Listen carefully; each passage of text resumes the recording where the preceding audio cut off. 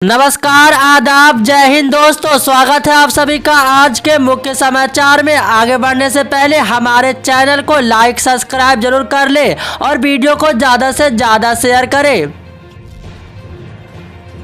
उत्तर प्रदेश विधानसभा चुनाव के लिए समाजवादी पार्टी द्वारा प्रत्याशियों की लिस्ट जारी करते ही सीएम योगी आदित्यनाथ ने अखिलेश यादव पर निशाना साधा है। योगी आदित्यनाथ ने कहा है कि पेशावर अपराधियों को अपना प्रत्याशी बनाकर समाजवादी पार्टी ने एक बार फिर से अपने वास्तविक चरित्र को प्रदेश और देश के सामने ला दिया है। योगी आदित्यनाथ ने कहा, कैराना से लेकर बुलंदशहर तक जो चेहरे समाजवादी पार्टी के सामने आए हैं वह कैराना के व्यापारियों के पलायन के लिए जिम्मेदार है। मुजफ्फरपुर नगर के दंगों के अपराधियों को और पेशावर हिस्ट्री सीटर को अपना कैंडिडेट बनाकर समाजवादी पार्टी ने अपने वास्तविक चरित्र को एक बार फिर से राज्य की जनता के सामने पेश किया है।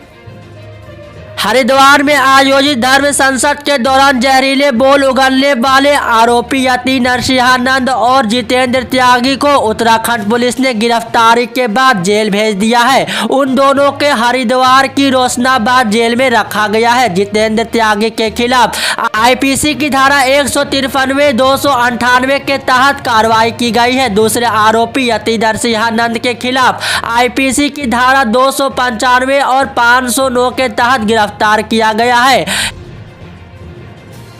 उत्तर प्रदेश विधानसभा चुनाव में इस बार हैदराबाद से सांसद असदुद्दीन ओवैसी की पार्टी ऑल इंडिया मजलिस-ई-इत्तेहादुल मुस्लिमीन भी किस्मत आजमा रही है। ओवैसी ने यूपी चुनाव के लिए 8 उम्मीदवारों की दूसरी लिस्ट जारी कर दी है। हैदराबाद में एआईएमआईएम प्रमुख असदुद्दीन ओवैसी ने कहा है कि हमने आगामी यूपी विधानसभा चुनाव के लिए 100 सीटों पर चुनाव लड़ने की तैयारी की है। उम्मीदवारों की 2 सूची जारी कर दी है। अन्य चरणों के लिए और उम्मीदवारों की घोषणा की जाएगी। ओवैसी ने कहा है कि हमने चुनाव आयोग के दिशा निर्देशों के अनुसार वर्चुअल रैलियां करने की व्यवस्था की है।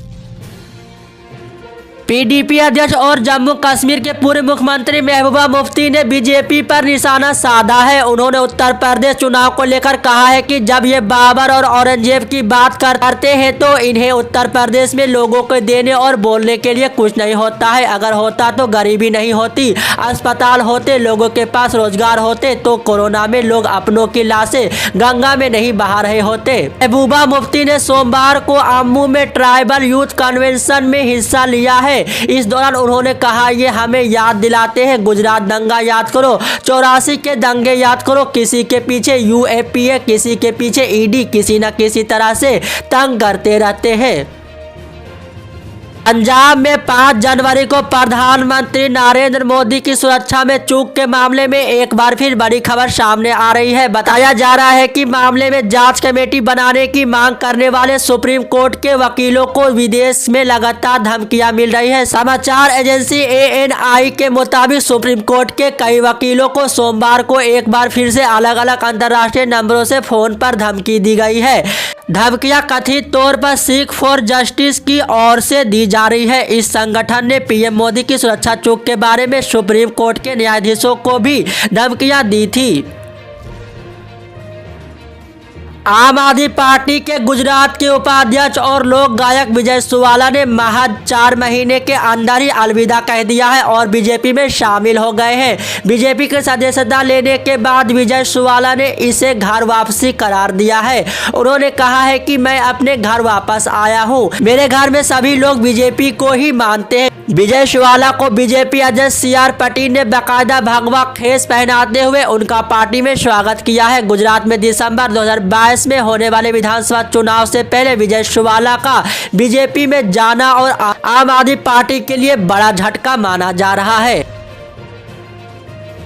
देश भर में कोरोना के मामले लगातार बढ़ रहे हैं। दिल्ली में 3-4 दिनों से कोरोना के मामलों में कमी देखी गई है। हरियाणा में भी कुछ ऐसा ही नजर आ रहा है, लेकिन हरियाणा के स्वास्थ्य मंत्री अनिल विज से जब कोरोना के बेकाबू होने के बारे में पूछा गया तो उन्होंने कहा कि इसके लिए दिल्ली को जिम्मेदार ठहराता हूं। अनिल विज ने कहा, हरियाणा के 3 जिलों में कोरोना के मामलों में तेजी से उछाल देखा गया है। दिल्ली के नजदीकी होने के कारण यहाँ कोरोना के मामले बढ़ रहे हैं, लेकिन घबराने की कोई जरूरत नहीं है। इसके जवाब में दिल्ली के स्वास्थ्य मंत्री सत्येंद्र जैन ने कहा कि ये राजनीतिक बातचीत है। मैं भी कह सकता हूँ कि कितने हरियाणा के लोग दिल्ली में आकर पॉजिटिव पाए जा रहे हैं। दिल्ली में रोजाना करीब 1000 केस तो बाहर के ही होते हैं। दिल्ली के कोरोना केस पर बोलते हुए जैन ने कहा कि दिल्ली में आज 14-15 हजार नए केस आएंगे। ये कल के मुकाबले काफी कम है। दिल्ली में करीब 2.85 करोड़ वैक्सीन की डोज लगाई जा चुकी है। उत्तराखंड में विधानसभा चुनाव होने जा रहे हैं। रविवार को अचानक सियासी भूचाल आ गया है, जब सत्तारूढ़ बीजेपी ने हरक सिंह रावत को पार्टी से बाहर कर दिया है। हरक सिंह रावत को पुष्कर सिंह धामी ने मंत्री पद से भी बाहर का रास्ता दिखा दिया है। रविवार देर रात को सीएम पुष्कर सिंह धामी दिल्ली पहुंचे थे। यहां उन्होंने पार्टी के वरिष्ठ नेताओं से मुलाकात की थी। हरक सिंह रावत को पार्टी से बाहर का रास्ता दिखाए जाने पर उत्तराखंड के सीएम पुष्कर सिंह धामी ने कहा, हमेशा हरक सिंह को साथ लेकर चलने की कोशिश की है। एक परिवार से एक ही सदस्य को टिकट मिलेगा। उत्तराखंड बीजेपी में कोई टूट नहीं है। बीजेपी राष्ट्रवाद पर चलने वाली पार्टी है। वहीं दूसरी तरफ हरक सिंह रावत के कैमरे के सामने आंसू छलक उठे। हरक सिंह रावत ने कहा है कि मेरे ऊपर आरोप लगाकर कोई फायदा नहीं होने वाला है। मैंने सिर्फ इतना ही कहा था कि लड़की अच्छा काम कर रही है। मैं चुनाव नहीं लड़ना चाहता हूं, आप उसके ऊपर विचार कर लीजिए। वहीं हरक सिंह रावत ने कहा है कि अब बीजेपी ने मुझे निकाल दिया तो मैं घर पर बैठने वाला नहीं हूं। मैं आगे देखूंगा। मुझे अपना भविष्य नहीं चाहिए, बल्कि उत्तराखंड का भविष्य चाहिए। अब कांग्रेस की सरकार आ रही है। अभी तक जो सरकार नहीं आ रही थी वो अब आ रही है। बीजेपी को सत्ता से बाहर जाना ही होगा। मैं कांग्रेस के लिए निस्वार्थ होकर काम करूंगा। यूपी के मुख्यमंत्री योगी आदित्यनाथ के गोरखपुर में दलित कार्यकर्ता के घर भोजन करने को लेकर शिवसेना ने तंज कसा है। अपने मुखपत्र सामना में शिवसेना ने लिखा, भाजपा नेता अभी भी दलितों के घर भोजन का आयोजन करते हैं और इसका प्रचार किया जाता है। इससे पता चलता है कि जाति उनके दिमाग में है और वो इसे छोड़ने के लिए तैयार नहीं है। वहीं शिवसेना ने कहा है कि राजनीतिक फायदे के लिए देश को जाति के आधार पर बांटा गया है, इसलिए जाति उन्मूलन कार्यक्रम महज दिखावा है। आज भी चुनाव लड़ने के लिए टिकट जाति के गणित के आधार पर बांटे जाते हैं। सामना में फरवरी 2019 में प्रयागराज में सफाई कर्मियों के पैर धोने को लेकर पीएम मोदी की भी आलोचना की गई थी। चुनाव आयोग ने पंजाब में अब 20 फरवरी को मतदान कराने का फैसला किया है। पंजाब विधानसभा चुनाव के लिए पहले 14 फरवरी को वोटिंग होनी थी, लेकिन राज्य सरकार और विभिन्न सियासी पार्टियों ने चुनाव की तारीख आगे बढ़ाने का आग्रह किया था। गौरव तलब है कि पंजाब के सभी 117 सीटों पर एक ही चरण में 14 फरवरी को वोट डाले जाने थे, लेकिन अब वोटिंग की तारीख आगे बढ़ाकर 20 फरवरी कर दी गई है।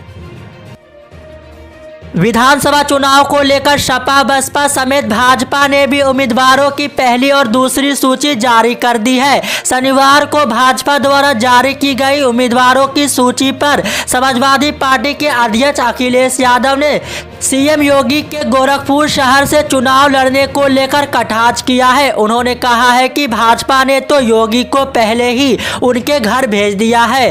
भाजपा प्रत्याशियों की पहली सूची जारी होने के कुछ देर बाद सपा अध्यक्ष ने शनिवार को कहा है कि अब वह भाजपा के किसी विधायक को अपनी पार्टी में शामिल नहीं करेंगे और वे जिसके टिकट काटना चाहते हैं काट दे। हालांकि बाद में उन्होंने एक और को सपा में शामिल करने की बात कही है।